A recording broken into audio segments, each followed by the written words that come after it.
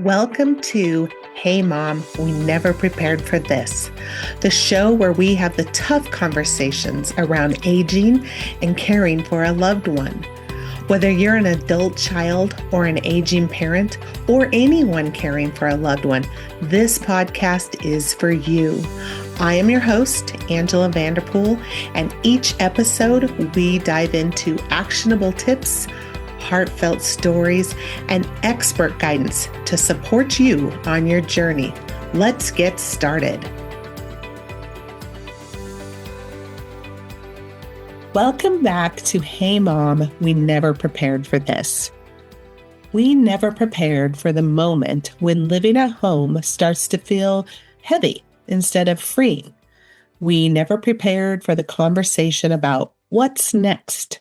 And we definitely never prepared for how many misconceptions exist about senior living. So today, I want to begin a brand new mini-series. This series is about something I care very deeply about. It's about expanding the conversation around senior living. Because here's what I've seen over and over again. When done well, senior living doesn't shrink your world, it expands it. It increases independence, it increases freedom, it increases social connection, and it can dramatically increase health span, not just lifespan. And today, we're starting with something that seems simple, but it actually is very foundational to everything. And that is dining and food and reframing the misconception around that in senior living. When some people hear senior living, they still picture something very clinical. Long hallways, rigid schedules, cafeteria trays, and more of an institutional food, and a loss of independence rather than a gaining of independence. And while that may have been true in certain care settings decades ago, especially in a skilled nursing setting, that is not what independent senior living looks like today at all. At least not in the communities that I know and love and represent. Let me tell you what it actually looks like. Dining as freedom, not limitation. At our communities, dining isn't a scheduled obligation. It's a lifestyle. Residents enjoy open dining all day long, 7 days a week. That means all day breakfast made to order. It means lunch and dinner from a full, expansive menu. It means 2 homemade soups every day. It means daily specials. It means extensive salad and breakfast bars. And the most important part, it feels more like your favorite local restaurant than a institution. There are no rigid meal times.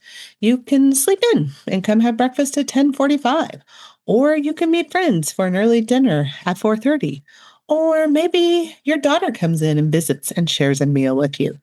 That is not loss of independence. That's flexibility, that's freedom, and that's choice. There's a lot of research of why dining matters so much.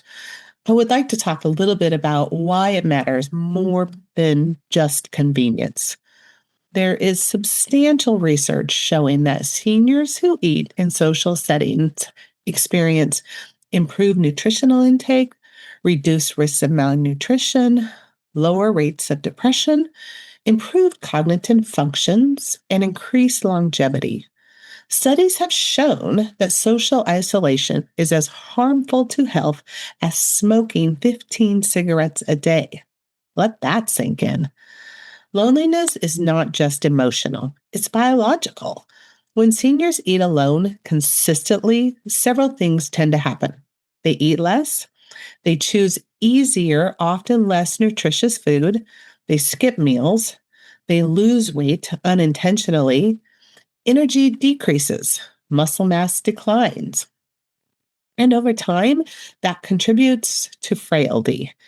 But when meals are social, when someone says, hey, see you at lunch, or when there's laughter at the table, or there's a routine and a rhythm, food intake improves. Protein intake increases, hydration improves, mood improves, cognitive stimulation increases simply through conversations, and dining becomes preventative healthcare. Chef prepared meals can equal energy for life. Another piece that often goes overlooked is energy. When you're responsible for grocery shopping, meal planning, cooking, cleaning up 3 times a day, it can feel exhausting, especially if mobility is decreasing, especially if cooking for one kind of feels pointless. But when nutritious meals are prepared for you, when protein, vegetables, and balanced nutrition are readily available, when you don't have to think about it, energy is preserved. And energy is what fuels participation. Participation in fitness and activities, participation in friendships. Good nutrition supports muscle mass, and muscle mass supports mobility. Mobility supports independence. Dining is not just about food, it's about sustaining strength, it's about sustaining autonomy. There's also a very deep emotional layer to dining. Dining is can be identity, it's ritual, it's belonging. When residents walk into a warm dining room where the everyone knows their name, where their usual table is waiting, where maybe their favorite soup is on special, that's dignity, that's humanity, and something beautiful starts to happen. Instead of shrinking socially, their world expands. New friendships form, birthdays are celebrated, grandchildren visit for pancakes, and stories are shared, and laughter becomes their medicine.